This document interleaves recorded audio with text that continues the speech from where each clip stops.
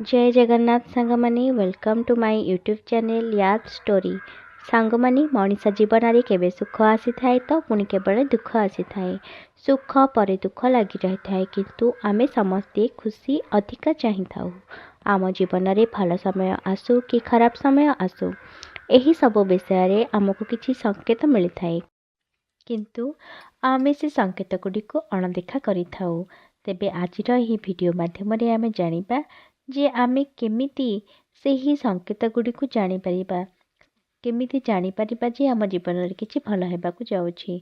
वीडियोटी आरंभ करने पूर्व जदि आपण माने मोर एही चैनल रे नुआ अछंती और चैनल टी को सब्सक्राइब करनाहांती दयाकोरी चैनल टी को सब्सक्राइब करनियंतु और पाखरे थिबा बेल आइकन ऊपर प्रेस कर दियंतु जहा द्वारा मुझे नेक्स्ट वीडियो अपलोड करी ताहा आपण माने नोटिफिकेशन द्वारा पाई परिबे। सांग माने जेतेबेले आपण मानक जीवन में किछि शुभ हेबाकु जाउछि भगवान किछि एपरि संकेत देइथांती। आसंतु से सब को जानिबा। प्रथमटी हेउछि ब्रह्म मुहूर्तरु निद भांगिबा। जदि आपण मानक निद ब्रह्म मुहूर्त रे भांगुची अर्थात किछि दिन धरी आपण माने देखुछंती जे आपणक निद सबुदिन गोटे टाइम रे ही सही ब्रह्म मुहूर्त रे भांगुची जानी पारिबे जे आपण मानक जीवन रे निश्चित भावरे किछि सकारात्मक परिवर्तन हेबाकु जाउछि। नंबर 2 रे होउछि अचानक खुशी हे जिबा। आमे माने जेतेबेले देखिबा बिना कारण रे मन खुशी लागुछि सेतेबेले जानि जिबे जे एही भल समय आसीबार ଏହା ଏକ संकेत अटे।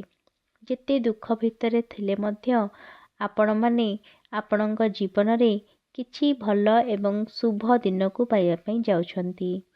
नेक्स्ट टी हेउछि जदि आपणଙ୍କ घरକୁ गोमाता आसुछंती तेबे जानतु जे किछि भल समय आसुछि।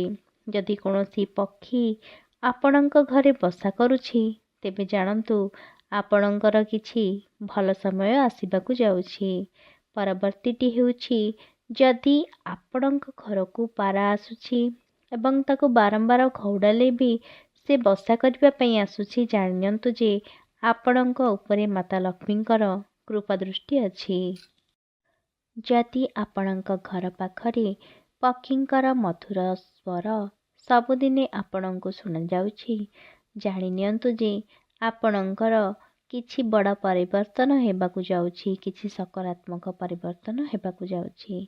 जदि आपण कुआडे जाउछंती आउ सेही समय रे यदि गोटे छोट पिला आपणଙ୍କୁ देखि हसी देउछि जानि नियंतु जे आपण जे कार्य रे जाउछंती से कार्य निश्चित रूपे सफल हेबाकु जाउछि। जदि स्वप्न रे मंत्रर ध्वनि शुणुछंती, ओम मंत्रर ध्वनि शुणुछंती, घंटी शब्द शंखर शब्द आपण माने शुणुछंती, जदि स्वप्न रे झाड़ू पेचा बंसी हाथी नेउल झिटिपिटी तारा गोलाप फूल एवं गछरे फल फलिथिबार स्वप्न फूल फुटिथिबार स्वप्न परिष्कार पानी जदि जे सब स्वप्न आपण माने देखुछंती जानि नियंतु आपणଙ୍କୁ धन प्राप्ति हेबार जाउछि। आपण माने किछि दिन रे धन प्राप्ति हेबाकु जाउछंती। नेक्स्ट हेउछि जदि आपण माने निजर बापा एवं मां को स्वप्न रे हसुथिबार देखुछंती जानि नियंतु आपणଙ୍କ जीवन रे किछि बड़ परिवर्तन हेबाकु जाउछि आ सेही परिवर्तन अत्यंत शुभ अटे। नेक्स्ट हेउछि आखि डेइबा। पुरुषंकर डाहाण आखि डेइले ताहाकु शुभ मान जाइथाए एवं महिला मानंकर बाम आखि डेइले शुभ मान जाइथाए। सांग माने जदि सबुदिन सकाळु सकाळु आपण मानंकु शंखर ध्वनि शुभुची जानि नियंतु आपणଙ୍କୁ किछि शुभ फल मिलिबाकु जाउछि। जदि आपण कौनसी कामरे जाउछंती एवं रास्ता रे कौनसी व्यक्ति को झाड़ू करुथिबार देखुछंती जानि नियंतु आपणଙ୍କ उपरे माँ लक्ष्मी प्रसन्न अछंती। घरर सबु असुविधा दूरे जिबार अछि एवं धन प्राप्तिर संभावना मध्य रहिछि। जदि कौनसी महिलांक बाम हाथ पापुली एवं ପୁରୁଷଙ୍କର ଡାହାଣ ହାତ ପାପୁଲି କୁଣ୍ଡେଇ ହେଉଛି ଏହା ଏକ ଶୁଭ ସଂକେତ। ଏହାର ଅର୍ଥ ଆପଣ ଆକସ୍ମିକ ଭାବରେ ଧନପ୍ରାପ୍ତି ହେବେ। ସାଙ୍ଗମାନେ, ଆପଣମାନେ ଦେଖିଥିବେ କେବେ କେବେ ଯେ ଆପଣଙ୍କ ଘରେ ହଠାତ୍ କଳା ପିମ୍ପୁଡ଼ି ମନ୍ଦା ଦେଉଛନ୍ତି। ଯଦି ଅଚାନକ ସେଇ କଳା ପିମ୍ପୁଡ଼ି ମନ୍ଦା ଦେଖିବାକୁ ପାଉଛନ୍ତି, ଆପଣମାନେ ଜାଣିଯିବେ ଯେ ଆପଣଙ୍କ ଜୀବନରେ କିଛି ଶୁଭ ଫଳ ହେବାକୁ ଯାଉଛି। କିଛି ଶୁଭ ସଂକେତ ଆପଣଙ୍କୁ ମିଳୁଛି। ଆପଣଙ୍କ ଜୀବନରେ କିଛି ଭଲ ପରିବର୍ତ୍ତନ ହେବାକୁ ଯାଉଛି ଏବଂ ମା ଲକ୍ଷ୍ମୀଙ୍କ କୃପା ମିଳିବାକୁ ଯାଉଛି ଆପଣମାନଙ୍କୁ। ସାଙ୍ଗମାନେ, ଯଦି ଆପଣ ଘରୁ ବାହାରିକି କୁଆଡ଼େ ଯାଉଛନ୍ତି ଏବଂ ଦେଖିବାକୁ ପାଇଲେ ଯେ ଗରା କିମ୍ବା ବାଲ୍ଟିରେ ଜଳ ଭର୍ତ୍ତି ହୋଇ ରହିଛି, ଜାଣି ନିଅନ୍ତୁ ଯେ ଆପଣଙ୍କର ସେହି କାମଟି ସଫଳ ହେବାକୁ ଯାଉଛି ଏବଂ ଆପଣମାନଙ୍କୁ କିଛି ଶୁଭ ଫଳ ପ୍ରାପ୍ତି ହେବାକୁ ଯାଉଛି। ସାଙ୍ଗମାନେ, ଯଦି ଆପଣମାନେ ଆପଣଙ୍କ ଘର ପାଖରେ ପେଚା ଦେଖୁଛନ୍ତି ଏବଂ ଭାବି ଦେଉଛନ୍ତି ଯେ ପେଚା ଦେଖିଲେ ଆମର ଅଶୁଭ ବୋଲି, ଆପଣ ବିଲକୁଲ ବି ସେଟା ଭାବନ୍ତୁନି। ପେଚା ମା ଲକ୍ଷ୍ମୀଙ୍କର ବାହନ ଅଟେ ଆଉ ପେଚା ଦେଖିବା ଅତ୍ୟନ୍ତ ଶୁଭ ଫଳ ଅଟେ। ଆପଣଙ୍କୁ ଅତ୍ୟନ୍ତ ଶୁଭ ଫଳ ପ୍ରାପ୍ତି ହେବାକୁ ଯାଉଛି। ଯଦି ଆପଣମାନେ କୌଣସି ଗୁରୁତ୍ୱପୂର୍ଣ୍ଣ କାମରେ ବାହାରକୁ ଯାଉଛନ୍ତି ଆଉ ଯଦି ଦେଖୁଛନ୍ତି ଯେ କୁକୁରଟି ରୁଟିଟିଏ ପାଟିରେ ନେଇ ଯାଉଛି କିମ୍ବା କାଉଟିଏ କିଛି ଖାଦ୍ୟ ଧରି ଯାଉଛି, ଜାଣି ନିଅନ୍ତୁ ଯେ ଆପଣଙ୍କର ସେହି ଅଧୁରା କାମ, ଆପଣଙ୍କର ସେହି ଖରାପ ସମୟ ପରିବର୍ତ୍ତନ ହୋଇ ଭଲ ସମୟରେ ପରିଣତ ହେବାକୁ ଯାଉଛି। ବର ଓ ବଧୂଙ୍କୁ ଏକା ସାଙ୍ଗରେ ଦେଖିବା ଏହା ଏକ ଶୁଭ ସଂକେତ ଅଟେ। ସାପ ଓ ମାଙ୍କଡ଼ ଯଦି ଦେଖୁଛନ୍ତି ଆପଣମାନେ କୁଆଡ଼େ ଯିବା ସମୟରେ, ଏହା ମଧ୍ୟ ଏକ ଶୁଭ ସଂକେତ ଅଟେ।